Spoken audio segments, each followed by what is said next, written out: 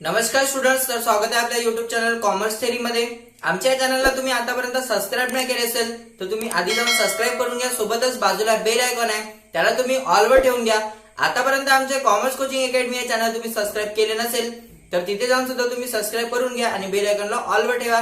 तिथे आपले chapter number 1 आणि चॅप्टर नंबर 2 जे आहे पूर्णपणे आपण समजून सांगितले आहे। त्या युट्यूब चॅनलवर 7 नंबर चॅप्टर जे आहे त्या चालू आहे, तर ते तिथील तुम्ही व्हिडिओ सुद्धा बघू शकता। तर आजचा आपला टॉपिक आहे ओसीएमचा। तर ओसीएम बघा, ओसीएम मधला आपण फर्स्ट घेणार आहोत लेसन आहे आपला व्यवस्थापनाची तत्वे। तर व्यवस्थापनाची जे तत्वे आहे याचा अर्थ आपण आधी समजून घेऊ, त्यानंतर आपण पुढे बघणार आहोत। तर इथे बघा, व्यवस्थापन आणि तत्वे हे जे आहे वेगवेगळे अर्थ आहे याचे। व्यवस्थापन म्हणजे काय आपण 11वी मध्ये शिकले असेल। व्यवस्थापन म्हणजे तुम्हाला माहिती नसेल तर मी तुम्हाला खूप शॉर्ट मध्ये सांगतो, ठीक आहे। व्यवस्थापन म्हणजे आपण नेहमीप्रमाणे घरगुती उदाहरण घेऊ, ठीक आहे। आपल्याकडे काय आता एखादी कार्यक्रम असेल तर आपण काय करतो, कार्यक्रमाची व्यवस्था करतो, ठीक आहे। व्यवस्था करण्याच्या प्रक्रियेला आपण व्यवस्थापन म्हणू शकतो। म्हणजे जे ते कार्यक्रमाला जे आहे हँडल करतात त्याला आपण व्यवस्थापक असे म्हणू शकतो। तर जशा पद्धतीने आपण कंपनीला स्थापना करायची आहे तर तिथे सुद्धा व्यवस्थापक असतो। कंपनीमध्ये चालणारे सगळेही कामं ते काय करतात, बघतात। तर आता घरी आपला प्रोग्राम असेल तर आपण प्रोग्राम आधी डिसाईड करतो का कोणता प्रोग्राम घ्यायची आहे, ठीक आहे। म्हणजे त्यांनी प्लॅनिंग केली, त्यानंतर त्यामध्ये कोणकोणते सामान लागतात, ठीक आहे। त्यानंतर कोणकोणते व्यक्ती लागतात त्या काम करण्यासाठी, म्हणजे पर्टिक्युलर काम करण्यासाठी। जसं आपल्याला मंडप बांधायचं आहे तर आपण घरच्या व्यक्तीला सांगू का मंडप बांध, नाही। तर आपण काय करणार, मंडपवाले जे असतात त्यांना आपण अपॉइंट करतो आणि त्यांना सांगतो का मंडप तुम्ही बांधा। जेवणाची व्यवस्था करायची आहे तर जेवण सुद्धा आपण आचारी बोलवतो किंवा कॅटरिंग वगैरे आपण ठेवतो। घरच्या व्यक्तीला सांगतो का हे भाजी बनव ते भाजी बनव, नाही। त्यानंतर आपल्याला गाणे वगैरे वाजवायचे, आपण डीजे ला बुक करतो किंवा जे गाणे वाजवणारे आहेत त्यांना आपण अपॉइंट करतो, ते आपलं प्रोग्राम बघतात। तर इथे बघा आपण काय केली आहे, व्यवस्था केली आहे घरच्या प्रोग्रामची। त्याच पद्धतीने कंपनीमध्ये सुद्धा आपल्याला जेव्हा आपण व्यवस्थापक असते, विविध कार्य जे आहे पार पडत असतो त्याला आपण व्यवस्थापक म्हणतो। तर व्यवस्थापन म्हणजे एखादी काम सुरळीत चालविणे, त्याला आपण व्यवस्थितपणे त्याला आपण व्यवस्थापन असे म्हणू शकतो। तसं याचा वेगळा अर्थ सुद्धा निघतो। तर या व्हिडिओमध्ये मी तुम्हाला व्यवस्थापन म्हणजे शॉर्ट मध्ये सांगितले आहे। व्यवस्थापन म्हणजे आपण डिटेल मध्ये समजू नये, कारण की ओसीएम चॅप्टर जे आहे खूप लेंदी असतात, तर आपण त्या चॅप्टरकडे वळूया। त्यानंतर आहे तत्वे। तत्वे म्हणजे असतात सिद्धांत, ठीक आहे। तर सिद्धांत आणि तत्वे हे एकच आहे, परंतु बघा सिद्धांत आणि तत्वे जे आहे ते जगामध्ये अप्लाय झालं पाहिजे, ठीक आहे। आता जसं बघा एखादी, आता आपण उदाहरण अकाउंटच घेऊ। जसं आपण अकाउंटचं संशोधन कोण केलाय, लुका डी वर्गो पॅसिलिओ। तर अकाउंट बघा महाराष्ट्रात आणि भारतात एकच आहे। त्यानंतर अमेरिकेत जा, युरोपला जा किंवा कुठेही तुम्ही जगभरात कुठेही जा तर ते काय आहे, अप्लिकेबल आहे। म्हणजे ते काय, एक जे ज्यांनी अकाउंट बनवलंय ते इथे सुद्धा त्याच पद्धतीने सोडवणार आणि अमेरिकेला सुद्धा त्याच पद्धतीने सोडवण्यात येणार। म्हणजे काय, ते जगाने त्याला काय केला, अप्लाय केला, म्हणजे त्याला मान्यता दिलेली आहे। जगात जे काही तत्वांना मान्यता असते ते आपले तत्वे असते, ठीक आहे। म्हणजे ते सुद्धा दृश्य तत्वे, जसं आपलं झाड आहे लागलेलं, तर झाड नेहमी सरळ असतो, ठीक आहे। तर इथे सुद्धा तोच झाड राहणार आणि अमेरिकेला सुद्धा तोच, म्हणजे त्याच पद्धतीने तो राहणार। तर हे सुद्धा त्या तत्वेमध्ये येतात, ठीक आहे। तर आपल्याकडे न्यूटनने सुद्धा एक तत्व बनवलं आहे का कोणती वस्तू तुम्ही वर टाका तर ते खाली येणार आहे, ठीक आहे। तर ते सुद्धा अमेरिकेला सुद्धा तुम्ही बॉलवर तर टाकले तर चेंडू खालीच येणार आहे। इंडियामध्ये टाका किंवा ज्या सिटीला तुम्ही आहात तिथे सुद्धा तसंच, म्हणजे जे आहे ते जगात अप्लाय झालेलं आहे। संपूर्ण जग त्याला मान्यता दिली आहे, त्याला आपण तत्वे म्हणू शकतो, ठीक आहे। तर इथे आपल्याला बघा प्रस्तावना दिलेली आहे। प्रस्तावना आपण वाचून आधी समजून घेऊ। विद्यार्थी मित्रांनो, व्यवस्थापन सर्वत्र आहे, ठीक आहे। व्यवस्थापन जे आहे ते सर्वत्र आहे। एका ठिकाणाहून दुसऱ्या ठिकाणी जाणे ही सुद्धा व्यवस्था असते। घर चालविण्यापासून तर मोठी कंपनी चालवण्यापर्यंत ही सगळे व्यवस्थापन आहे, ठीक आहे। आपण इयत्ता 11वी मध्ये अभ्यास केले आहे। सर्व प्रकारच्या व्यावसायिक संघटना, बिगर व्यावसायिक संघटना आणि सामाजिक आयुष्यही व्यवस्थापनाची आवश्यकता असते। सामान्य आयुष्यात म्हणजे आपलं घर परिवार सुद्धा व्यवस्थापनेनुसार चालत असते। यंत्रसामग्री, साहित्य आणि पैसा याप्रमाणेच व्यवस्थापन हे व्यवसाय संघटनेची आवश्यकता स्रोत असतात। यंत्रसामग्री, सामान म्हणजे साहित्य आणि पैसा, त्यासोबत व्यवस्थापन सुद्धा आवश्यक आहे। तुमच्याकडे हे सगळे गोष्ट असेल आणि व्यवस्थापन नसेल, म्हणजे योग्यरित्या तुम्ही त्याचा वापर केला नाही, म्हणजे तुम्हाला माहितच नाही का कोणती वस्तू कुठे आणि केव्हा यूज करायची आहे, तर ते काय असते आपली व्यवस्थापन। संघटनेचे इतर सर्व स्रोतांमध्ये समन्वय स्थापना करण्यासाठी व्यवस्थापनाची माहिती असणे आवश्यक आहे. ठीक आहे, म्हणजे एखादी कामगार असेल त्याला जो सुटेबल काम आहे, ठीक आहे, त्यांना देणे आणि असे एकच कामगार नसणार आहे का, खूप सारे कामगार आहेत, तर त्यांच्या सोयीनुसार त्यांना जे काम देणे आणि त्यामध्ये समानता राखणे म्हणजे समन्वय. असं नाही वाटलं पाहिजे का त्याला चांगलं बघतात आणि आम्हाला बघत नाही. तर समन्वय राखणे सुद्धा व्यवस्थापन मध्ये येत असते. त्यामुळे व्यवस्थापनाचे महत्व झपाट्याने वाढत असल्याचे निर्देशनास येते. ठीक आहे, म्हणजे ज्याला आपण म्हणजे सगळ्यांमध्ये आपण समानता राखली आणि सगळ्यांना समान पेमेंट दिलं, ठीक आहे, तर त्यामध्ये ते व्यवस्थापन चांगलं असल्यामुळे आपला व्यवसाय वाढ सुद्धा होऊ शकते. विविध व्यवस्थापनाचे विविध सिद्धांत मांडले आहेत. तर समोर आपल्याला जे सिद्धांत दिले आहेत त्याचे तत्वे काय काय आहे ते आपल्याला दिलेलं आहे. त्याचा अभ्यास आपण सखोल काही व्हिडिओमध्ये पुढे आपण करणारच आहोत. व्यवस्थापनाची विविध तत्वे, सिद्धांत आणि तंत्रे एकसारखे परिणाम प्राप्त करून देतात, परंतु प्रत्येक संस्था, परिस्थिती व व्यक्तिपर तत्वे त्यांच्या उपयोगात बदल होतो. ठीक आहे, इथे काय होते, व्यवसायानुसार काय होतं, परिणाम चेंज होत जाते. म्हणजे लहान व्यवसाय आहेत तर त्यामधलं व्यवस्थापन वेगळं असते, घर असेल तर तिथली व्यवस्था वेगळी असते, प्रोग्राम असेल तिथली व्यवस्था वेगळी असते, किंवा आपले व्यवस्थापन जे कार्य आपली कंपनीची ते सुद्धा वेगवेगळी असते. त्याचा आकार म्हणजे ते कमी आणि जास्त होत असतो, पण जे बेसिक म्हणजे आपला जो पाया आहे व्यवस्थापनाचा तो प्रत्येककडे एकच असतो. थोडक्यात व्यवस्थापन संघटनेची उद्दिष्टांना अनुसरून सर्वसाधारण ध्येय निर्धारित करते आणि एकूणच संघटना कशा पद्धतीने काम करेल याबद्दल निर्णय घेते. ठीक आहे, ध्येय आपण काय केले निर्धारित करते. कोणत्याही व्यवसायासाठी आपण जेव्हा व्यवस्थापन आणतो तर आपलं उद्देश काय असते, व्यवसाय करून जास्तीत जास्त नफा कमविणे. तर आपल्या उद्देशातून आपण भटकले नाही पाहिजे.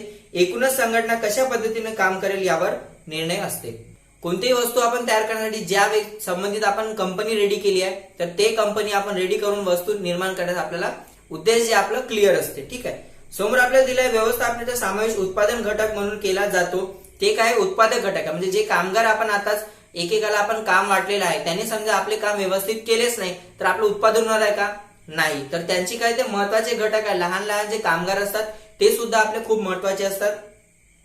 यामुळे नियोजन, संघटन व कर्मचाऱ्याचे व्यवस्थापन, समन्वय व नियंत्रण या व्यवस्था संघटनेचे सर्व कार्यामध्ये सुसंवाद साधला जातो.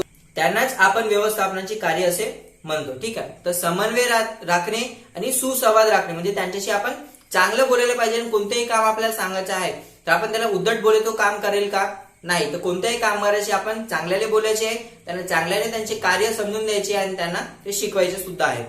त्यासमोर आपल्याला अर्थ आणि व्याख्या दिलेली आहे. तर अर्थ आपण बघून घेऊ. एखाद्या व्यक्तीची किंवा संस्थेचे ध्येय प्राप्त करताना विविध यंत्रणा व तंत्रणा उपयोग करणे महत्वाचे असते. यातील काही तंत्रांना वैश्विक मान्यता असेल तर त्यांना तत्वे असे म्हटले जाते. तर आताच आपण बघितले वैश्विक जे विश्वाने आपलं अप्लाय केलेलं आहे म्हणजे ज्याला स्वीकारलेलं आहे ते काय असते, तत्वे असतात.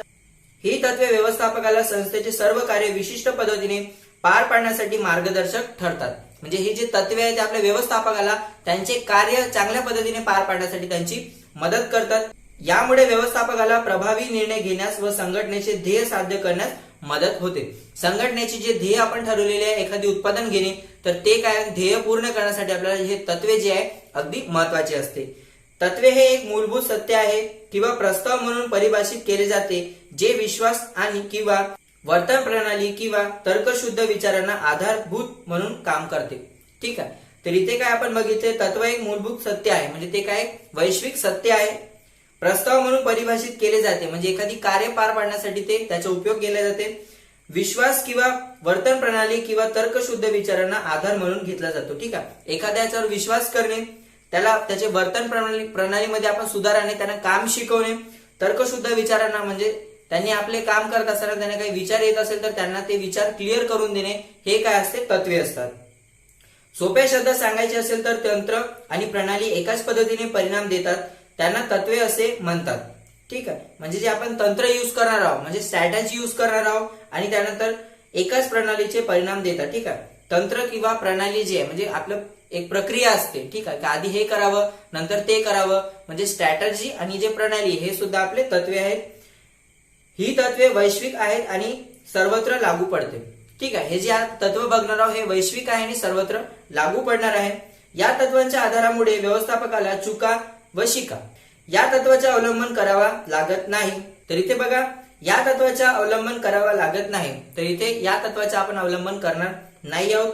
उदाहरणार्थ क्रिकेट किंवा इतर कोणत्याही खेळांची रचना व विभाजन खेळाडूमध्ये व त्याच्या कौशल्याच्या आणि क्षमतेनुसार केले जाते. ठीक आहे, म्हणजे समजा एखादी आपलं क्रिकेटचे उदाहरण दिलेलं आहे. एखादी प्लेअर जे चांगलं बॅट्समॅन आहे तर आपण काय करतो, त्याला बॅटिंग देणार. चांगला बॉलर आहे तर त्याला आपण बॉलिंग देणार. म्हणजे ज्याला जे कार्य जमते त्याला तो कार्य आपण सोपतो आणि तो चांगलं त्या पद्धतीने काम करू शकतो. म्हणजे ज्याला जो काम येते त्याला ते काम आपण देतो. यावरच व्यवस्थापनाचे भाषेत कामाचे विभाजन असे म्हणतात, जे व्यवस्थापनाच्या तत्वापैकी एक आहे. ठीक आहे, तर इथे बघा एक तत्व आहे कोणत्याही कामाचे विभाजन. 10 व्यक्ती आपण आणले तर 10 कामं आपण त्याला देतो. एका व्यक्तीला एक काम, दुसऱ्या व्यक्तीला दुसरं काम. म्हणजे ज्याला जो काम आपल्याला जमणार आहे ते काम आपण त्याला देणार आहोत. त्यासमोर आपल्याला व्यवस्थापनाची तत्वांचे स्वरूप दिलेले आहे. एकूण 7 तत्वाचे स्वरूप दिले, आपण एक एक करून जाणून घेऊया. ठीक आहे, तर इथे बघा आपल्याला पहिला तत्व आहे सार्वत्रिक उपयोग. व्यवस्थापनाचे तत्वाचे स्वरूप दिलेले आपल्याला 7. तर इथे पहिला पॉईंट आहे आपला सार्वत्रिक उपयोग. तर एक एक करून आपण समजून घेऊया. इथे दिले आहे व्यवस्थापनाची तत्वे आणि सार्वत्रिक आहेत, म्हणजे ही तत्वे कोणत्याही आकाराचे व स्वरूपाचे व्यावसायिक संघटनाला लागू पडतात. मी आता सांगितलं की व्यवस्थापन म्हणजे मॅनेजमेंट. ते लहान मोठा जो आहे आकार बदलू शकतो. म्हणजे घरापासून कंपनीपर्यंत आपण काय करू शकतो, मॅनेज करू शकतो. समोर आपल्याला दिले तसेच त्यांच्या परिणामात बदल होऊ शकते. म्हणजे घरचे प्रॉब्लेम वेगळे असते, आपले तत्व वेगळे आहेत आणि कंपनीचे तत्वे सुद्धा वेगळे असतात. तसेच याच्या उपयोजना बदल करणे शक्य असते, तरीही ती सर्व प्रकारच्या संस्थांसाठी सोयीस्कर असते. तसेच ही तत्वे व्यवस्थापनाच्या सर्व स्तरावर लागू पडतात. ठीक आहे, सर्व स्तरावर काय आपण लागू सुद्धा पडतात. त्यांना आपण काय करतो, चेंज सुद्धा करू शकतो. म्हणजे आपलं समजा आकार आता लहान असेल उद्योगाचा तर लहान तत्वाचे आपण पालन करणार, मोठे होईल तर आपण मोठ्या तत्वांच्या सुद्धा पालन करू शकतो. म्हणजे नेहमी आपण चेंज करू शकतो. दुसरं आपल्याला आहे सर्वसाधारण मार्गदर्शक तत्वे. ठीक आहे, यामध्ये आपल्याला दिल्या संघटनेची समस्या सोडवण्यासाठी तसेच एखादी संघटनात्मक परिस्थिती काळजीपूर्वक हाताळण्यासाठी व्यवस्थापनाची तत्वे मार्गदर्शक ठरतात. समजा कोणतीही समस्या आली आपल्या संघटनेमध्ये त्याला आपण सोडवू शकतो. ही तत्वे लवचिक असतात. कोणत्याही तत्वांचा उपयोग करायचे हे संघटनेची परिस्थिती, आकार व स्वरूपवर अवलंबून असते. ठीक आहे, कोणता प्रॉब्लेम किती मोठा आहे हे काय त्या संघटनेवर अवलंबून असते का आपली संघटना केवढी मोठी आहे. जेवढी मोठी संघटना तेवढा मोठा प्रॉब्लेम. ठीक आहे, जेवढी लहान संघटना तेवढा लहान प्रॉब्लेम असणार आहे. उदाहरणार्थ जेव्हा आपण योग्य मोबदला असे म्हणतो तेव्हा योग्य हा शब्द संघटनेचे स्वरूप, आकार आणि आर्थिक परिस्थितीनुसार बदलू शकते. आता मोबदला म्हणजे काय, एखादी मजुरांना त्याने काम केले आणि त्याला आपण काय करतो, मोबदल्यामध्ये पैसा देतो. मोबदला म्हणजे त्यांच्या पेमेंट. आपली समजा कंपनी मोठी असेल तर त्यांच्या पेमेंट सुद्धा लाखोमध्ये असणार. समजा आपलं घरचं दुकान असेल तर त्यांच्या पेमेंट जे आहे हजारामध्ये असते. तर बघा इथे परिस्थिती बदलली आहे, त्यामुळे त्यांचा मोबदला सुद्धा काय झालाय, चेंज झालेला आहे. तिसरं आपल्याला दिलं सराव आणि प्रयोगाद्वारे तत्वांची तयार केली जातात. ठीक आहे, दिल्या संशोधकाकडून हळूहळू व्यवस्थापनाची तत्वे विकसित केली जाते. ठीक आहे, वाढवण्यात येते तत्वांचा. ती विकसित करण्यापूर्वी पद्धतशीर निरीक्षण आणि प्रयोग केले जातात. म्हणजे त्यांचे आपण निरीक्षण करतो आणि त्याला प्रयोगात सुद्धा आणण्यात येते. असं नाही का आपण विचार केलं आणि सोडून दिलं. या प्रयोगाच्या निष्कर्ष संघटनेमध्ये वापरून पाहिल्यानंतरच त्याची तत्वाचे रूपांतरण केले जाते. म्हणजे कोणतीही गोष्ट आपण काय करतो, आधी टेस्ट करणार, त्यानंतर सगळ्यांमध्ये आपण काय करणार, अप्लाय करणार. म्हणजे सगळ्यांना ते मानावी लागणार आणि ते काय असणार, वैश्विक त्याला तत्व आपण म्हणणार. चौथा आपल्याला दिलेला आहे लवचिकता. व्यवस्थापनाची तत्वे ही लवचिकता असतात. म्हणजे नेहमी काय बदलत असतात. म्हणजेच हे तत्वे परिस्थितीनुसार बदलतात किंवा सुधारतात. एखादी तत्वे आपले चुकले असेल तर ते आपण चुका जे आहे रिपेअर सुद्धा करू शकतो. आणि लवचिकता म्हणजे जे आहे ते नेहमी बदलत असते, अशा वर्डला आपण लवचिकता म्हणतो. ही तत्वे अवलंबताना व्यवस्थापक त्या गरजेनुसार बदल करू शकतो. त्यांना जे गरज असेल ते गरजेनुसार त्यांचे तत्वे जे आहे चेंज होत असतात. व्यवसायाची परिस्थिती सतत बदलत असते. आपल्या गरजेप्रमाणे संघटना ही तत्वे सुधारून बदल करून वापरू शकते. ठीक आहे, त्यामध्ये आपण काय चेंज सुद्धा करू शकतो. त्यानंतर आपल्याला 5वं दिलंय वर्तणुकीशी संबंधित. व्यवस्थापन ही सामूहिक कृती आहे. व्यवस्थापन मध्ये एकच आहे का काम करणारा व्यक्ती, नाही. तर व्यवस्थापन मध्ये 10, 15, 20 लोक उदाहरणार्थ आपण घेतले आहेत, त्याच्यात खूप सारे असतात. तर खूप सारे लोक जे आहे काम करत असतात. व्यक्तींच्या सामूहिक प्रयत्नानुसार विशिष्ट उद्दिष्ट साध्य करणे हे व्यवस्थापनामध्ये ध्येय असते. खूप सारे लोक असतात, त्यांना आपण काय करतो, एकत्र करतो आणि आपला जे उद्देश आहे पूर्ण करण्याचा आपण प्रयत्न करत असतो. मानवी वर्तणुकीवर प्रभाव टाकणाऱ्या ही तत्वे तयार केली असतात. ही तत्वे कर्मचाऱ्यांचा समूह नियंत्रण ठेवून आणि त्यांना ध्येय प्राप्तीची दिशा दाखवतात. ठीक आहे, त्यांना काय करतो आपण, समूह जे आपण गोळा केला त्यांना आपण खुश ठेवतो, म्हणजे पेमेंट वगैरे बरोबर देतो आणि आपलं जे ध्येय आहे त्यावर आपण नियंत्रण करून पूर्ण करण्याचा प्रयत्न करतो. समोर आपल्याला 6वं पॉईंट दिलेले आहे, कार्य करणं संबंध. ठीक आहे, आपण जे कार्य करणार आहोत त्या संबंधी दिलेले आहे. व्यवस्थापनाची तत्वे हे निर्णय घेण्यासाठी आधार आहेत, ती एखाद्या परिणामामागचे कारण निश्चित करतात. ठीक आहे, एखादे परिणाम म्हणजे आपण समजा आता एक वस्तू तयार करणं सुरू केले, त्याची विक्री जी आहे ते आपलं परिणाम आहे, पण जे सुरू केलं आपण तयार करणं ते आपलं एफर्ट आहे. म्हणजे आपण काय केलं, त्यांना तयार करण्याचा प्रयत्न केलं, त्यानंतर विकले, ते आपलं काय, विक्री जास्त गेली तर ते आपलं काय, परिणाम आहे. ठीक आहे, उदाहरणार्थ चांगला पगार दिल्याने कर्मचाऱ्याची कार्यक्षमता वाढण्यास मदत होते किंवा प्रभावी जाहिरातीने वस्तूची विक्री वाढते. समजा कामगार आपल्याकडे काम करत आहे, त्यांना योग्य वेळी योग्य ठिकाणी योग्य काम दिले, त्यानंतर त्यांना मोबदला दिले, म्हणजे त्यांना एका प्रकारे आपण खुश ठेवले, तर ते काय असते, चांगल्या पद्धतीने काम करते आणि आपली वस्तूची जी दर्जा जी असणार ते चांगल्या पद्धतीने ते लोक तयार करणार. आणि त्यानंतर आपण योग्य जाहिरात योग्य ठिकाणी योग्य वेळी केली तर जाहिरातानुसार सुद्धा वस्तूची विक्री होते. उदाहरणार्थ आपण घेऊ आता कोल्ड्रिंक आहे, कोल्ड्रिंक आता पावसाळ्यात आपण ऍड दाखवणार कोल्ड्रिंकची, तर ते विकत घेणार आहे का कोणी, नाही. डर्मिकूल पावडर आपल्या घमोरीच्या, तर आपण काय केले, आता दाखवले तर कोणी घेणार आहे का, नाही. तर हे असे जे आहे ऍड ते उन्हाळ्यात पाहिजे, म्हणजे योग्य ठिकाणी योग्य वेळी आपण त्याची ऍडव्हर्टाइजमेंट केली तर त्याची विक्रीमध्ये काय होते, वाढ होऊ शकते. अखेरचा पॉईंट आपल्याला दिला आहे 7वं पॉईंट, सर्व तत्वांना एकसारखे महत्व आहे. व्यवस्थापनाचे सर्व तत्वांना एकसारखे महत्व आहे. पूर्वनियोजित उद्दिष्टांना साध्य करण्यासाठी ही तत्वे एकाच वेळी वापरणे आवश्यक आहे. एखादे तत्वे विशेष लक्ष देऊन वापरले आणि इतर तत्वांकडे दुर्लक्ष झाले तर त्याचा परिणाम संघटनेचे कामकाजावर होतो. तर एकूण आपण 7 तत्वे बघितल्या, यापैकी एकाकडे जास्त लक्ष दिलं, ठीक आहे, दुसऱ्याकडे कमी दिलं तर पूर्ण ही जो स्ट्रक्चर आपण निर्माण केलेला तो खराब होऊ शकतो. व्यवस्थापनाची तत्वे ही सामाजिक शास्त्राची तत्वे आहे. व्यवस्थापनाच्या तत्वाचे स्वरूप रसायनशास्त्र, गणित यासारख्या विज्ञानासारखे परिपूर्ण नसते. संघटनेची गरजेनुसार ही तत्वे बदलून व सुधारून वापरता येतात. एखादी मिस्टेक आपली झाली तर आपण इथे तत्वांमध्ये रिपेअरिंग करू शकतो आणि हे लवचिकता आहे, आपण नेहमी काय व्यवस्थापनाची आकारमानानुसार जे आहे बदलत असतो. तर हा व्हिडिओ तुम्हाला कसा वाटला आम्हाला कमेंटमध्ये कळवा. व्हिडिओमध्ये काही समजलं नसेल तर आम्हाला तुम्ही कमेंट करून अवश्य विचारा. आतापर्यंत तुम्ही आम्हाला टेलिग्राम किंवा फेसबुक ग्रुपला जॉईन केलं नसेल तर कॉमर्स कोचिंग अकॅडमी नावाचा आपला ग्रुप आहे, तिथे जॉईन होऊ शकता. तुम्हाला काही पर्सनल प्रश्न असतील तर आम्हाला तुम्ही टेलिग्रामवर विचारू शकता. आमचे जे पर्सनल आयडी आहे तुमच्या स्क्रीनवर फ्लॅश होऊन जाईल, तिथे तुम्ही जाऊन आम्हाला फॉलो करून प्रश्न तुमचे विचारू शकता. तर या व्हिडिओला तुम्ही लाईक नाही केले असेल तर लाईक करून घ्या आणि चॅनलला सबस्क्राईब नाही केले असेल तर सबस्क्राईब करा. व्हिडिओला अखेरपर्यंत बघितल्याबद्दल तुमचं धन्यवाद.